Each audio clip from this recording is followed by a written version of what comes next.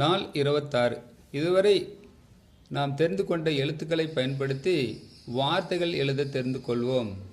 கோ இக்கு கொக்கு, go we இல் கோவில், சோ இக் க இன் சொக்கன், சோ லா இம் சோளம், க இன் நோ இட் ட இம் கண்ணோட்டம், கோ து மை கோதுமை, தோ லை இக் கா இச்சி தொலைக்காட்சி, தோ ரா நா இம் தோரணம், நோ டி நொடி, நோ இட் டா இம் நோட்டம்.